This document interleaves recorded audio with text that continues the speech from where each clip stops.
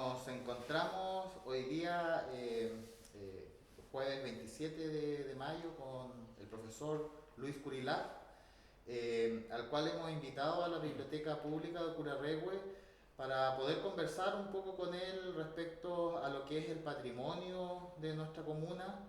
Él es una persona que ha estudiado bastante la historia, la memoria local de Curarrehue.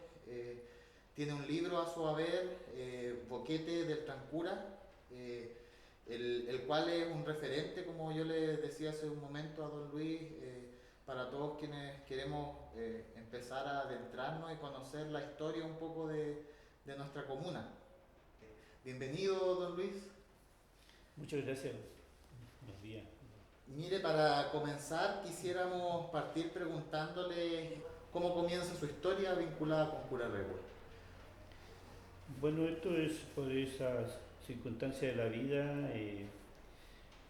Hace 45, 46 años aproximadamente yo llegué a Curarrehue a trabajar.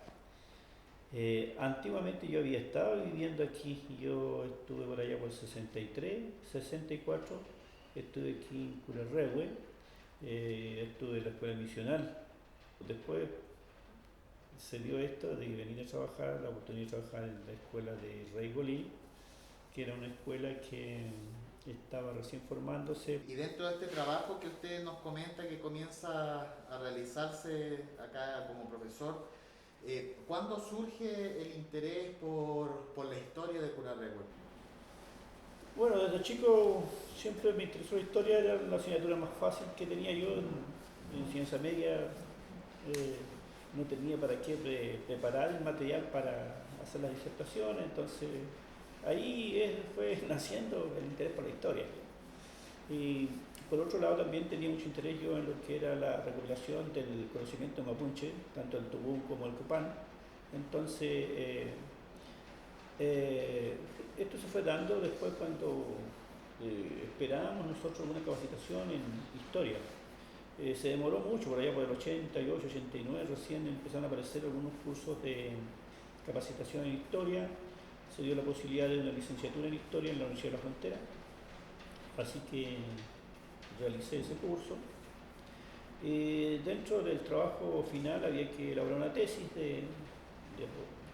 para aprobar la asignatura. Y, bueno, yo dije, Curarrehue, vamos a ver Curarrehue yo más o menos lo conocía. Había un periodo, ¿no?, que podía hablar por sí solo, ¿no?, que era el año 60, ya al 80 habían pasado varios añitos. Entonces, había cosas que estaban ahí. Además de eso, como le digo yo, tanto este territorio es un territorio propio de la cultura mapuche en su trayectoria de este a oeste. Es como el centro más o menos de lo que era la población mapuche ese tiempo. Eh, entonces yo dije, bueno, si por aquí pasó mi abuelo como a los 4 años, lo amarraban la montura, porque unos viejitos, unos adultos mayores, lo consiguieron para acompañante.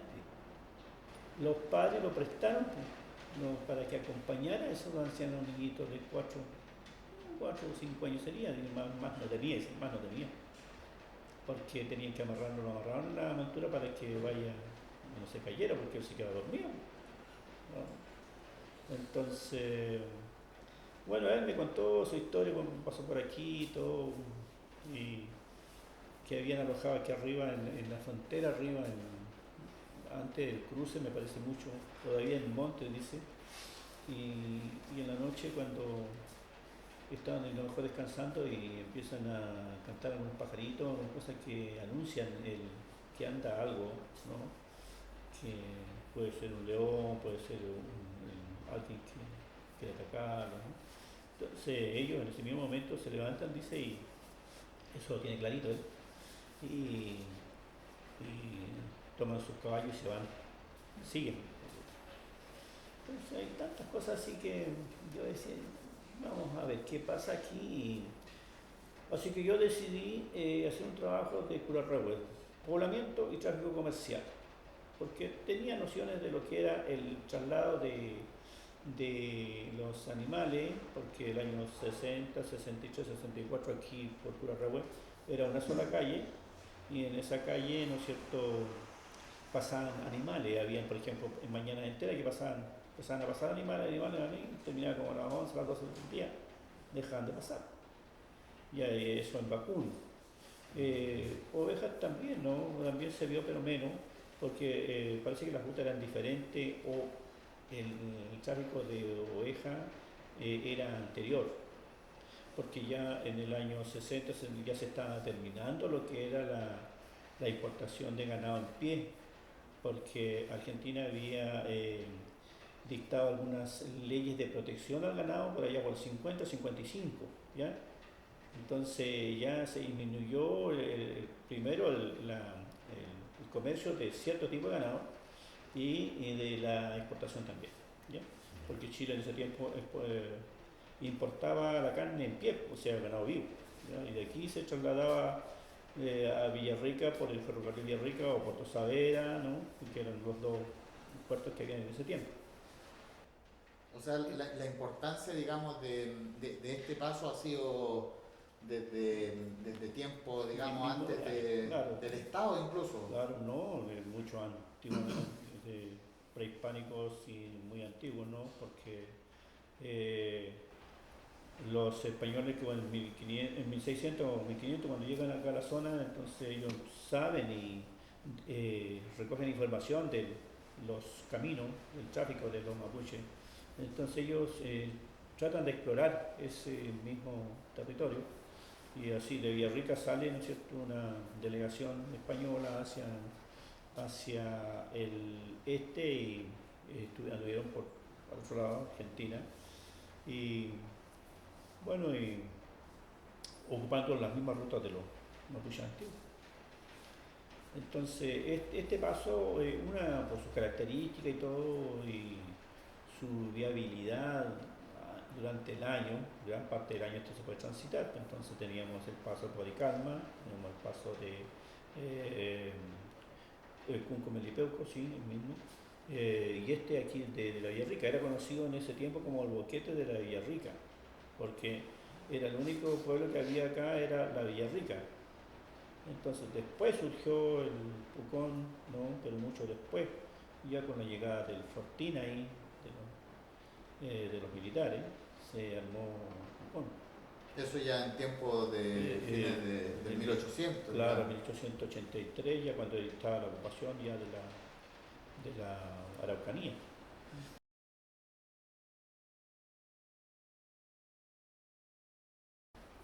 Bueno, las estrategias tienen algunas diferencias, ¿no? En el caso de Argentina, el ejército trata de eliminar a los mapuches. Aquí se trata de ocupar el espacio, el terreno, y dejar sin ese recurso a los mapuches porque había un interés de la clase política terrateniente de mano de obra, necesitaban mano de obra.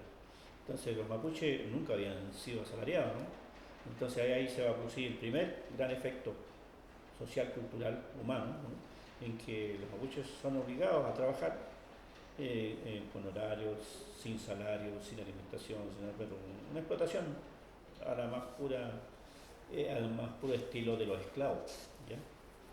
Entonces ahí hay un primer efecto. El segundo es que ellos quedan sin propiedad, o sea, todo su ganado se lo roban, sus propiedades, y después están obligados a vivir en reducciones, ¿ya? Y esas reducciones fueron pensadas en el lonco. Entonces en ese tiempo ya el Estado estaba distribuyendo terrenos 50 hectáreas por persona colona y 5 hectáreas por cada jefe de familia mapuche. Entonces cada hogar mapuche tenía 4, 5, 10 hijos, pero eso recibían 5 hectáreas. ¿Ya? Y a veces la, el cálculo estaba hecho por el lonco y el lonco vivía con 3, 4 hijos que cada uno tenía su familia. Claro. Entonces se empezó a producir esa gran diferencia, ¿no? Ya más que nada sobrevivir los mapuches. Sobrevivieron dentro de esa reducción. Ya porque se empezaron a desaparece los espacios de recolección de productos naturales, ¿ya? desaparece el ganado que ellos tenían, que ellos vivían de ese tiempo, porque ellos, cuando el Estado de Chile se hace cargo, se produce la pacificación de la Araucanía en 1800, 1900, ¿ya? Y ellos en 1600, 1700 ya eran comerciantes.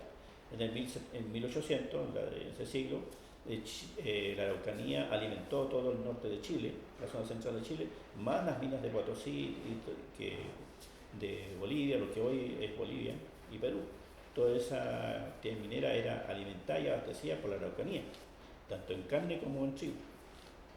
Entonces, por eso que la clase terrateniente, la clase política santiaguina, ¿no?, que gobierna Chile, se interesaron por estos territorios. Si esto no fue porque el Estado quería ser unitario y todo el asunto de unir, el interés fue económico de las clases pudientes, las clases dominantes, ¿no?, que ellos querían acceder a la propiedad de estos terrenos que producían tanto, porque en ese tiempo, en el 700 al 1800, hasta el siglo XIX, diríamos, ¿no?, el mapuche era un comerciante, ¿ya? Entonces apareció la figura del gulmen. Entonces el gulmen era aquel que manejaba grupos de personas que realizaban el tráfico de ganado de Argentina hacia Chile. Primero, por allá por 1600, 1700, era ir a arrear el animal nomás. Y no arreaban 500, no arreaban 1000. Eran 4000, 5000 y más animales en un arreo.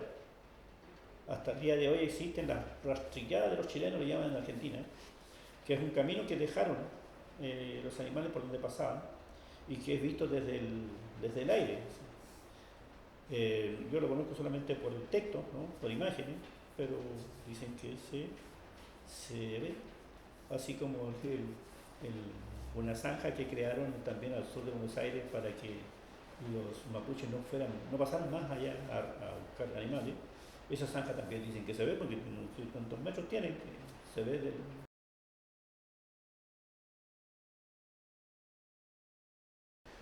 Bueno, la historia nos dice que en Chile la clase política, la clase dirigente ha ido construyendo el tipo de mapuche que le interesa en el momento. Desde el gobierno de O'Higgins, O'Higgins mismo, ¿no? O'Higgins, ustedes saben que se educó con los mapuches en Chillán, ¿ya? O'Higgins sabía dar mapudungun, ¿ya? Porque él estuvo ahí, no sé si hasta los 10, 12 años aproximadamente, así que se manejaba, porque ahí estuve en una escuela católica donde estaban los hijos de los caciques mapuches. Entonces, bueno, O'Higgins sabía y por eso mismo él, en su gobierno declara inmediatamente la libertad de vientre, no hay más esclavos, y un nuevo trato para los mapuches. Un nuevo trato para los mapuches. Entonces, tal es así que en ese periodo de la independencia, los chilenos, los mapuches pasan a ser un símbolo de la libertad y están en el primer escudo nacional de Chile, ¿ya? Entonces, para ese momento los mapuches eran valientes, ¿ya? Eran personas importantes y ayudaban a lo que era la sociedad de ese momento, la construcción del Estado, por su ejemplo de libertad y de valentía que habían demostrado en la lucha con los españoles, ¿ya? Entonces, después van apareciendo otros tipos de mapuche, ¿no? Cuando la clase política quiere apoderarse de este territorio, ya los mapuches eran bandoleros, había que eliminarlo, porque este es un espacio de bandoleros, por lo tanto no había seguridad, no había tranquilidad, no se podía realizar una actividad económica, agrícola, nada, porque estaban los mapuches. Entonces había que eliminarlo. Ese es el discurso de la pacificación, ¿ya? Además, según ellos, los mapuches no tenían una capacidad de trabajo, no iban a producir. Ahora eso, ¿cómo lograron que eso fecundara, ¿no es cierto?, en la sociedad? Bueno, porque ellos tenían la relación directa con la fuerza, ¿no? Porque eso no fue un proceso social, ¿ya? No fue un proceso de concientización, sino que ellos ordenaron ahí, ¿ya? Porque todo el mundo se daba cuenta que se alimentaban gracias a los mapuches, que producían el trigo, la carne. Entonces se llevaba de acá. En ese tiempo la carne se traficaba en charque. Entonces, hasta en las novelas, ¿no? Te encuentras de repente, ¿no? Que, que cómo se llevaba el charqui hacia Santiago y el trigo. Chile fue, o sea, perdón, la Araucanía fue declarada hasta el último tiempo, ¿no? El granero de Chile, ¿ya? Hasta que llegaron las forestales, ¿ya? Entonces, tuvimos después el mapuche revolucionario, hemos tenido el mapuche últimamente, ¿no? El terrorista, ¿no? Y así hemos pasado por varias etapas, ¿ya? Por varias etapas. Y hoy día, en este momento, el mapuche es terrorista, ¿no? En una zona en que existen dos tipos de justicia, eh, claramente se evidencia en el trato que tienen. Eso es lo que hemos vivido nosotros aquí como sociedad en la Araucanía. Claro. ¿Ya? Si aquí nunca ha existido una relación de respeto hacia la otra cultura. O sea, aquí sobreviven dos culturas, ¿no? Que se cruzan, pero no se mezclan. Y eso no se han dado cuenta y no la han querido nunca respetar. ¿Ya? Entonces, y esto se ve en muchos niveles.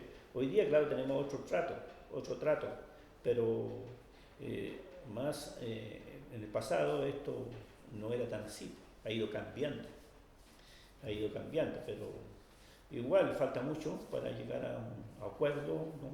Y que en el fondo lo que se necesita es una madurez cultural.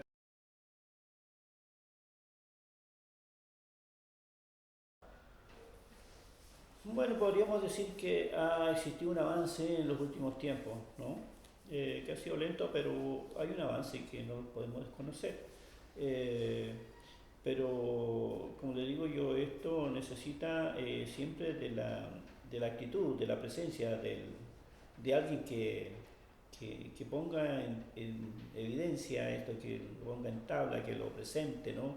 Y que esté en cada caso, porque los servicios públicos siempre programan cosas, pero si la comunidad no se hace presente, no hace las observaciones, eso pasa. Entonces, el avance que ha existido acá yo creo que ha dependido mucho de eso, de que la gente ha hecho visibles ciertas cosas, ¿no? Que corresponden al patrimonio cultural, ¿ya? Acá, por ejemplo, el respeto a la araucaria, ¿ya? Eh, el cuidado de los bosques, las pehuanías, ¿ya? Eh, el, el trabajo de la recolección del piñón o del guillido, ¿no? Todo eso ha ido calando en la conciencia de la ciudadanía, tanto local como exterior, ¿no? El mapuche que es natural, que es de la zona, con el no mapuche que viene y que han ido aprendiendo algunas cosas, ¿ya? Eh, el mismo hecho que las carreteras de repente se programan y se respete a una araucaria o se salga de una araucaria ya es un indicio, ¿no? De que algo se ha avanzado en este asunto. Pero si no está presente la comunidad, si alguien no reclama ciertos derechos, cierto cuidado, cierto respeto a la naturaleza, en Chile no existe la conciencia, especialmente del sector económico, diríamos, ¿no? Porque el sector económico no ve otra cosa que explotar y ganar. Es lo único que los motiva, ¿ya? Ellos no están con el cuidado de la naturaleza, no están con el cuidado del medio ambiente, no están cuidado con los recursos naturales. No, ellos no les interesa la parte.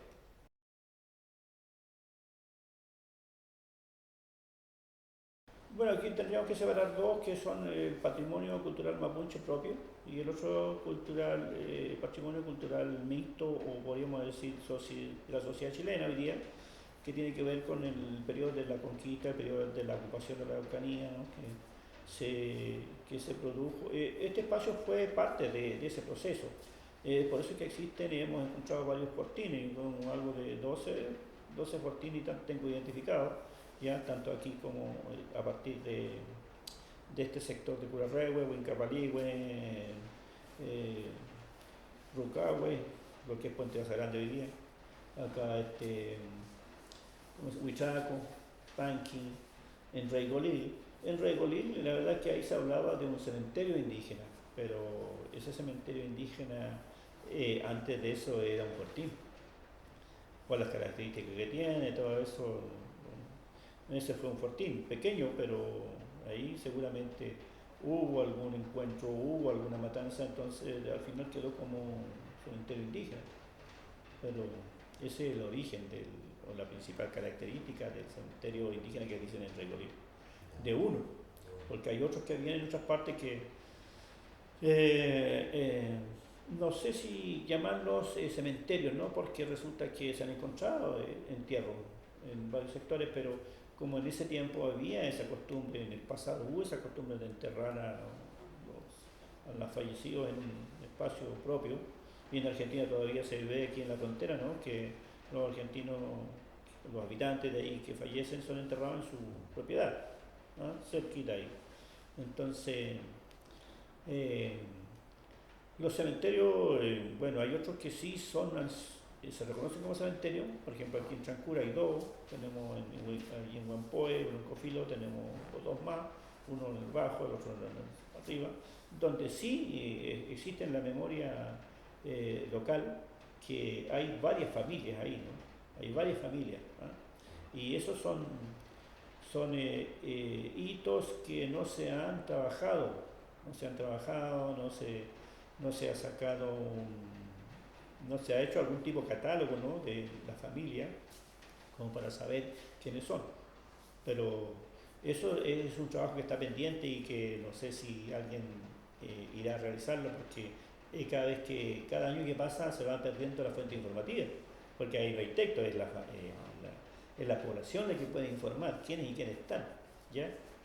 Entonces, yo hice un intento hace como 3 años atrás, pero era un preestudio para presentar un proyecto que fuera financiado por Fondar después, pero porque necesitamos ahí la colaboración de arqueólogos, ¿no? De otros profesionales, de otras ciencias, porque hay que investigar, pues hay que ver, entonces sacar algunos datos más precisos y decir cuál es la época, por ejemplo, eh, y, y poder comprobarlo científicamente.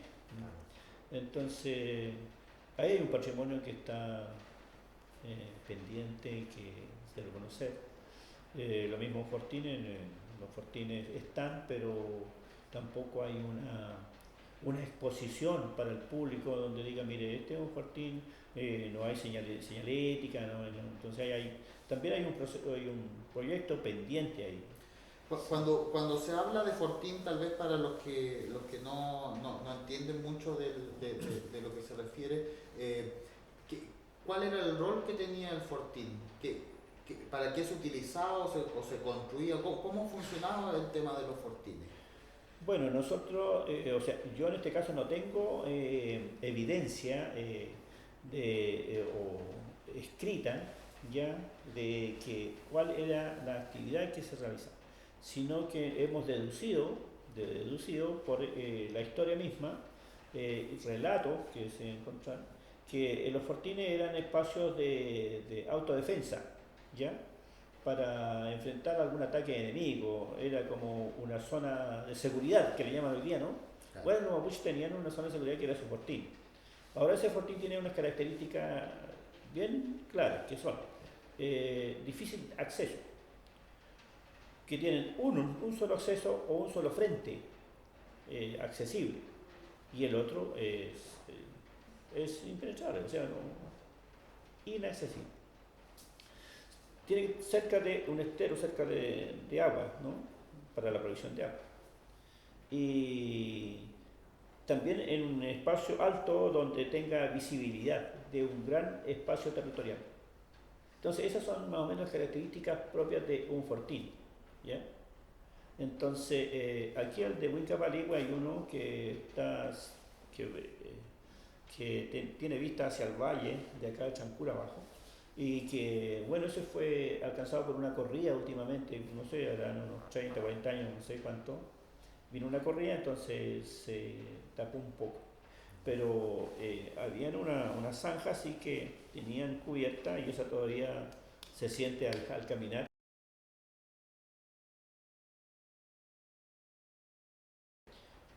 Eso es lo que yo puedo decir. El fortín tenía eh, cierta utilidad, porque era un lugar de seguridad en el fondo, eso era. Claro. Porque ellos no vivían ahí todo el día, ¿no? Sino que en el momento. Ellos luchaban ahí, porque hay una época en que, bueno, en que los mapuches ya no quieren caer prisioneros.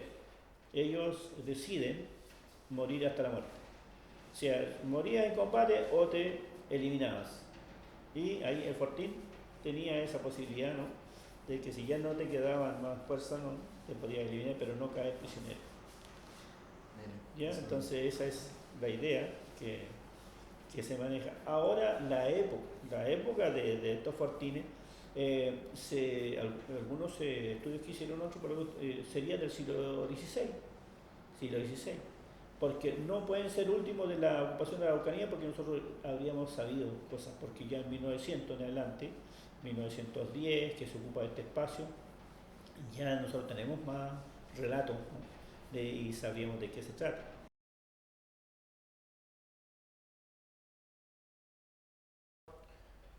Bueno, ahí tendríamos que hacer algunas distinciones porque el Mapudungun es parte de la cultura mapuche. Sin Mapudungun no existe cultura, ¿ya?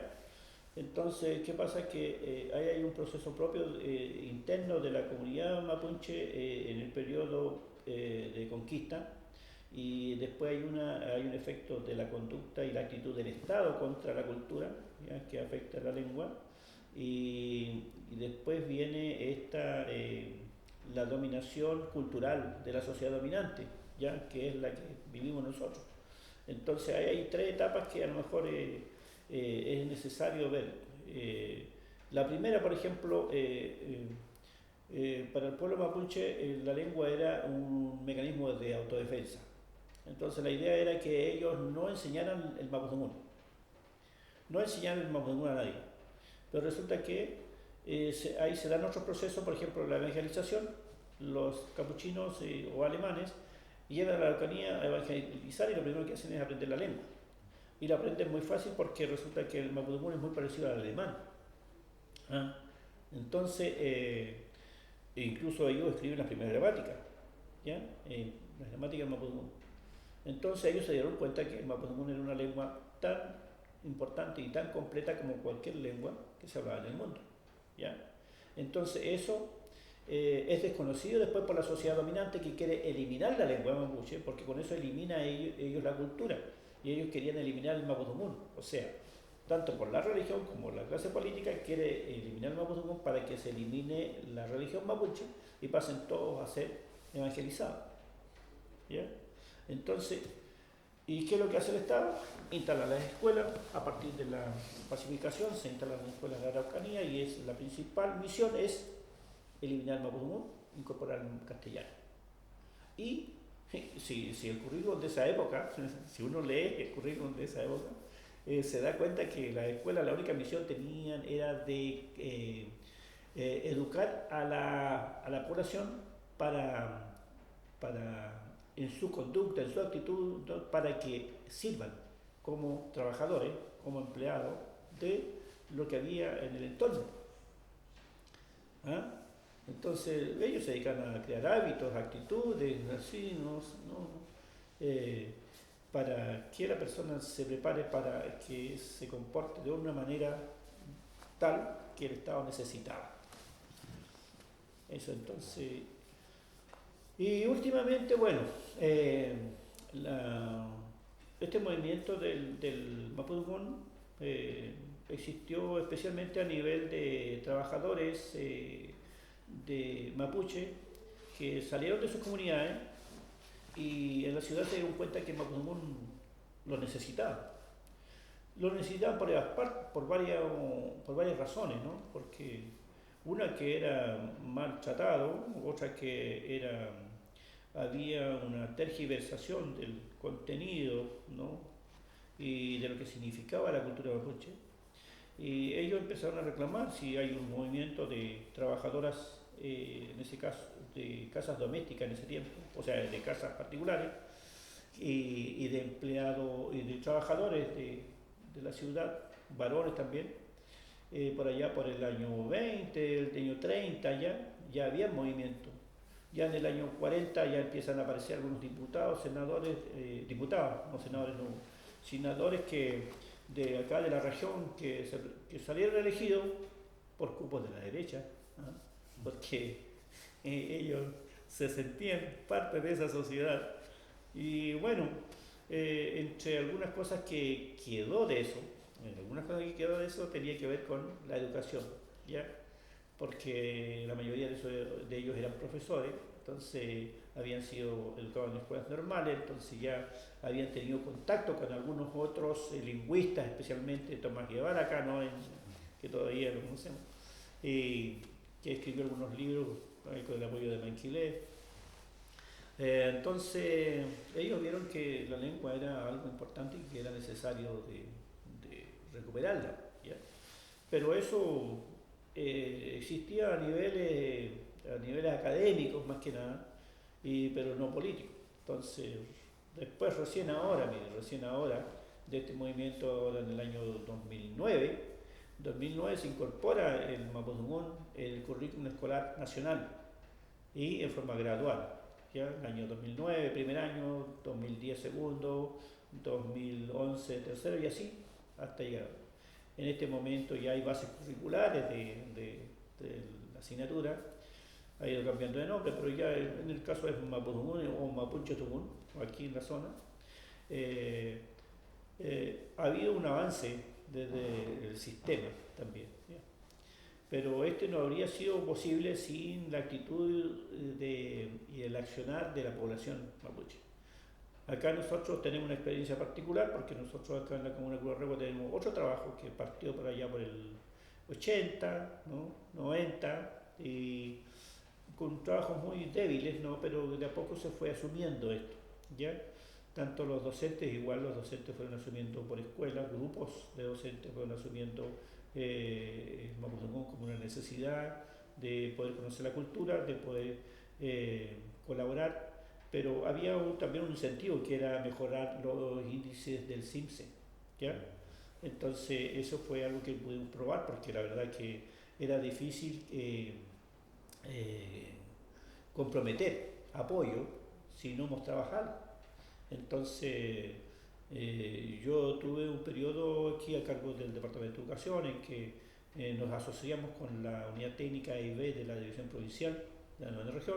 Hicimos un trabajo de todos esos años, casi 4 o 5 años, de asesoría directa a los establecimientos, con talleres de interculturalidad. Entonces, así ya ese interés que había individual por grupos de profesores se hizo comunal, ¿ya? Entonces, si había alguien reacio al tema, se fue sumando de a poco, ¿no? Porque ya fueron menos, ¿ya?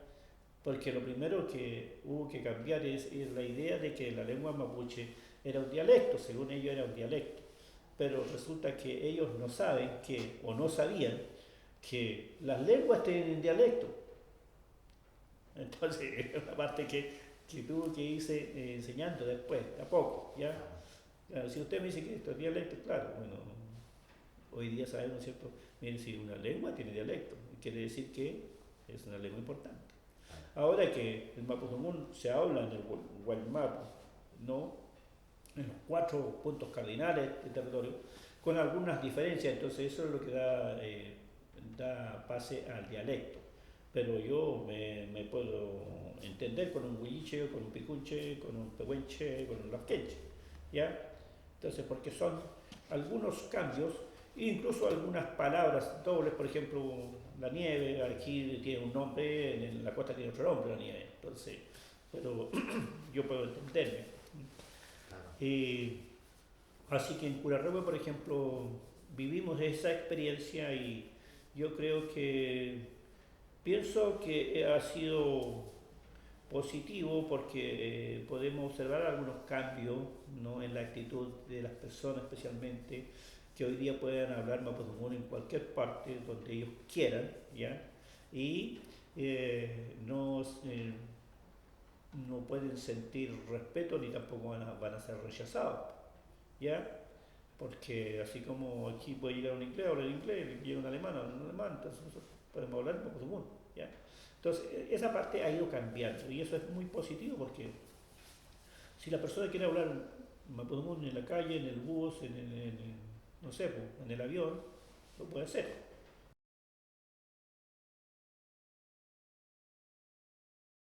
Hay un grupo social que se identifica unos con otros y que incorpora a la sociedad mapuche, porque ellos se sienten tan atropellados como los mapuches, ¿ya? Porque en los sectores donde no hay agua viven mapuches y no mapuches, y todos sufren los efectos de las forestales, que son eh, los elementos que han eliminado, han disminuido las capas acuáticas del territorio, no de algunos, ¿ya? Es del territorio. Entonces están sufriendo los mismos efectos. El tratamiento de la justicia en Chile, ¿no? Hay justicia para ricos y para pobres. Entonces, cuando pensamos que Chile va a ser un país desarrollado, está difícil porque uno de los requisitos de un país desarrollado es que tenga una justicia igual para todos, ¿ya? Que tenga las mismas facilidades, el mismo tratamiento, la misma educación, la misma salud. Y resulta que el sistema neoliberal en Chile creó un sistema de salud para hacer dinero, ¿no? Un sistema educacional para hacer dinero. ¿Y a quienes explotan? Explotan a la clase social más baja. ¿Ah? Entonces, ¿y quiénes lo sienten? Lo siente la clase baja y también lo siente la clase media. Y la clase media en Chile ha sido el grupo social que ha producido los cambios sociales más importantes, los cambios políticos más importantes. ¿Ya? ¿Por qué el gobierno militar atacó tanto a los profesores cuando asumen el 74? Porque dijeron que eran las universidades, los profesores que habían hecho posible ese cambio, ¿no? Porque Salvador Allende es elegido con una cantidad de votos, ¿no es cierto?, productos de esa sociedad. Entonces, por eso es que es importante esto de lo que aparece hoy día como un movimiento social, pero nosotros ahora vimos una pequeña diferencia donde sentimos que eh, dentro de la sociedad grande se ve un movimiento más poderoso. Cuando ahora nos fuimos a la necesidad de apoyar a los escaños reservados, hubo una disminución de esa presencia. Entonces nosotros decimos, ¿dónde están las banderas mapuches que estaban presentes? Entonces hay ahí un análisis pendiente, ¿no? Y que seguramente con el tiempo eso va a cambiar también porque hay otra, a ver, eso se contradice con algunas opiniones de los grupos políticos mapuches, porque nosotros está muy dividida esta cosa. Entonces hay grupos que no aceptaron los escaños reservados como una parte de un proceso político que comienza a cambiar, ¿no? Porque hay grupos mapuches que ellos quieren un cambio total hoy. Entonces, no sé si de acuerdo a la realidad será posible o no, pero como en toda sociedad, los cambios, esos bruscos, no son muy posibles, ¿no? De cambiarlo de la noche a la mañana. Tiene que ser un proceso. ¿Ya? Entonces yo creo en los procesos y creo que esto de los escaños reservados es el inicio de una recuperación de los derechos del pueblo mapuche, ¿no? Que debe estar presente en lo que es el gobierno del Estado, porque somos parte del Estado, somos una nación, parte de un Estado, ¿ya? Entonces eso también tenemos que asumirlo nosotros hoy día, porque antiguamente, claro, las naciones funcionaban independientes, ya se organizaban independientes, pero hoy día somos parte de un Estado, somos varias naciones, ¿ya? La Aymara, la Mapuche, la Dieguita, ¿no? Atacameño, Rapa Nui, son parte de un Estado hoy día. Entonces, tenemos que trabajar y compartir algunos deberes y derechos, ¿no? Que son propios de una sociedad que evoluciona. Claro, claro. Bueno, le damos las gracias a don Luis Curillar por esta entrevista que nos ha concedido. Podríamos seguir varias horas, yo creo, conversando. Hay muchos temas que nos gustaría conversar, así que lo más probable es que lo vamos a volver a invitar dentro de este trabajo que se quiere comenzar a hacer en esta biblioteca, de un poco rescatar lo que es la memoria, la historia, y poder abordar también temas de actualidad en lo que respecta a la sociedad, al pueblo mapuche, ¿cierto? Diferentes temáticas. Así que le damos las gracias por su tiempo, por el trabajo igual que ha realizado durante estos años de recopilación de información, ¿cierto? Sabemos que la historia es una cosa bien complicada de llevar adelante, son muchas horas que hay que dedicar revisando archivos, es la parte que no se ve del libro cuando está listo. Claro. Pero eso, agradecerle su tiempo y su disposición, y esperamos ojalá verlo pronto de nuevo por acá, y que bueno, que esta pandemia nos permita ya abrir pronto también, no solo las bibliotecas, sino que también los espacios de compartir, porque nos hace bien el hablar en vivo, no solamente a través de las videollamadas, sino que el en vivo, es cierto, el contacto directo con las personas es mucho más valioso, así que le agradecemos, don Luis. Igualmente, muchas gracias por todo lo que puedan hacer. Se le agradece porque la difusión es lo que interesa hoy día. Curarrehue no tiene muchos medios de comunicación que estén disponibles para esto. Eh, Tampoco a nivel nacional. A nivel nacional, los canales de televisión no transmiten contenidos culturales y necesarios para hacer sociedad. Entonces, eh, lo que se puede hacer es muy valioso. Así que y tenemos también ahora un desafío de tratar de buscar financiamiento para poder imprimir luego una edición. Y tenemos también un material que voy a comenzar a preparar, creo, porque tengo yo los registros de audio y los registros totales de las entrevistas, de todas las entrevistas, pero el texto completo, que daría lugar a una segunda obra que tendríamos que preparar. La idea es publicarlo tal cual están los originales, porque la verdad es que como la mayor parte del libro de la historia del boquete de Chancura son relatos personales, no son análisis de situaciones ni de ideas, sino que está la comunidad hablando, ¿ya? Esa es la diferencia con otros textos de historia, ¿no? Donde hay un análisis del autor, donde opina el autor. Aquí tenemos pocas opiniones, entonces por eso es que me interesa en algún momento poder imprimir un texto sobre esas entrevistas completas, ¿ya? Que entrega mayor información sobre algunas cosas que han sucedido acá eh, que, están ahí, o sea, los mismos audios. Si pudiéramos publicarlo, tenerlos acá, eh, podría venir la persona o algún descendiente de repente poder escuchar el audio de su antepasado, ¿no? ¿Qué opinaba sobre algo, ¿no? Y eso es parte de la historia, de la memoria histórica de una comunidad también.